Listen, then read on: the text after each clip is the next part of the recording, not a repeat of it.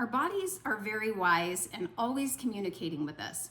One of the ways that it communicates with us is through the liver. And when the liver is congested, it can show up in our skin, our energy levels, our digestion, our sleep, and even our waistline. The liver performs over 500 functions every day to keep this machine running. It literally has to filter all of our blood every 3 to 4 minutes, and it processes all of the things that we eat, drink, and apply to our skin. So in this video, we're going to talk about 5 signs that your liver might be congested, and then ways to support the liver and help it cleanse and detox. Back in 2001, I discovered I had gallstones, and because of a previous surgery I had when I was 12, I had a lot of scar tissue and I wasn't a good candidate for the simpler laparoscopic gallbladder removal. So I did a ton of research and I started learning about natural ways to support my liver and gallbladder and doing liver flushes and a lot of different things. So over the years, I've done a variety of different things, some more pleasant than others, to support my liver. So today, and by the way, this is not medical advice. I am just sharing my own lived experience with you. But I do believe that, I always grew up hearing that our bodies are a temple, and I believe that now is the time to really focus on cleansing our temple in all of the ways, spiritually, physically, emotionally, mentally, financially, everything. So today we're going to talk about 5 of the signs that you might have a sluggish liver, and then a few of the things that I like to do to support that. Okay, so one way that a congested liver could show up is in digestive symptoms. Bloating after you eat, nausea, especially after eating fatty foods, food cravings, things that you might not normally crave, and constipation. Another way is through the skin.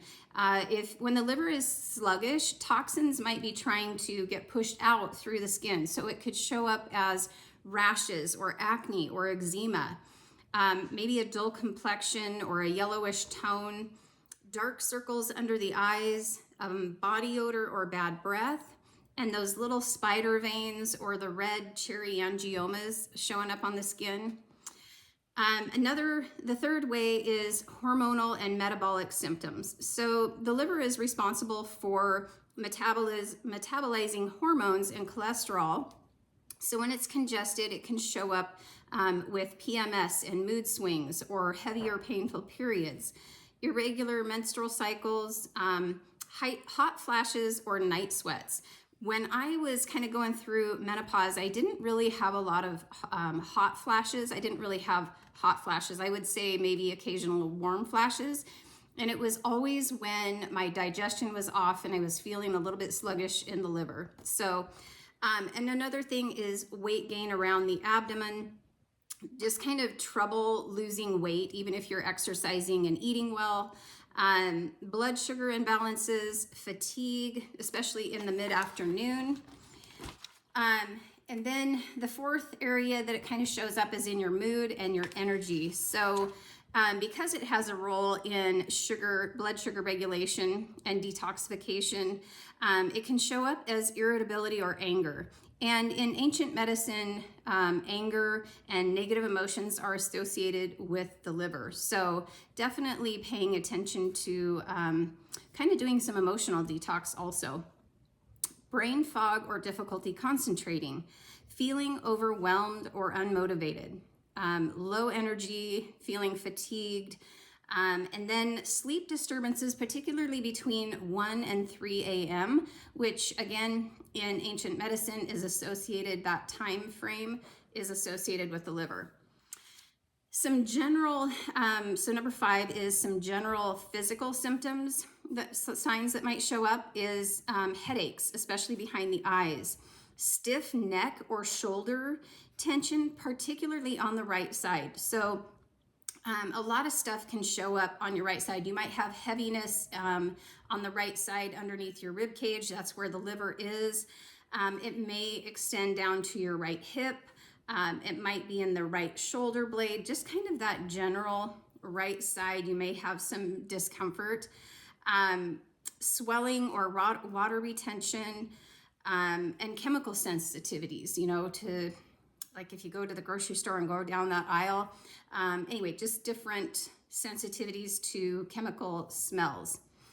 So some ways that we can address this is, number one, through the diet. You got to clean up the GMOs, the processed foods, seed oils, alcohol, just, you know, eating real wholesome food. And that gets to be kind of a challenge. We do have a lot of stuff in our food supply that is certainly harder to digest and break down. So getting as clean and good a quality of food as you can, number one. And then adding in foods that support the liver, like garlic, dandelion, beets, turmeric, leafy greens, citrus, green tea, and cruciferous vegetables. Number two is to clean up your personal care products. The skin is a carrier, not a barrier. Whatever you put on your skin literally gets into the bloodstream and has to be filtered out by the liver. So in 1976, the Toxic Substance Control Act grandfathered in tens of thousands of chemicals that were already on the market that had no safety studies done on them. So here in America, we have a lot of chemicals in our food and personal care products that are banned in other countries. So we really have to be the gatekeeper. You know, your shampoo, your lotion, your toothpaste, your deodorant, all of those things are entering your bloodstream. So being mindful of that. Okay, so moving on to the detoxification phase. I have done a lot of different things. I've done the liver and gallbladder flush and a lot of things that were pretty intense and not super fun. But one of the things that I am really loving right now is the Detox Trio from Young Living.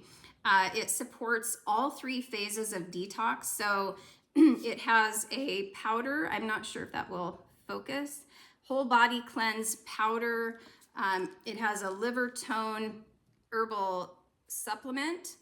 And then there is a oil blend called Juvaflex. And so this all comes together. You can purchase it individually if you want, but I like to use all three of them together. So it's super simple to use. You take 2 of the capsules every day, 1 scoop of the powder in water or juice, and then you can apply the oil to your reflexology points on the feet, or you can apply it directly over the liver. My favorite way is to just apply it over the liver. So moving on to number 4, this is going to kind of tie into the Juvaflex, is castor oil packs. I have another video you can check out on castor oil. I am a huge fan of castor oil. It's a kind of a gentle detox for the body.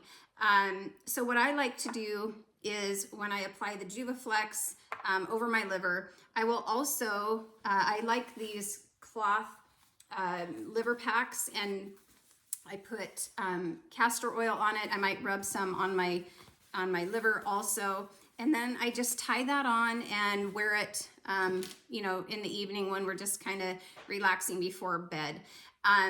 Castor oil has been used, it's one of those things that's been used since ancient times. Really, so many amazing properties. I just highly recommend that. And then the last thing on my list for this video is coffee enemas. I do about 2 a week, just as kind of a general maintenance thing. If you're struggling with something more intense, you can do more coffee enemas, but the coffee is just very good for the liver. It gets up in there and helps kind of clean things out, and anyway, very beneficial. You can that's probably a whole video of its own. So I hope you found this helpful. I have another video on the liver that is a little bit longer and more in depth than this one. I will link that into the description below as well, and also that castor oil video. And I will also link the Detox Trio in the description, so you can check on, click on that, look at the ingredients and check all of that out. And let me know if you have any questions. So thanks for watching. I will see you in the next video.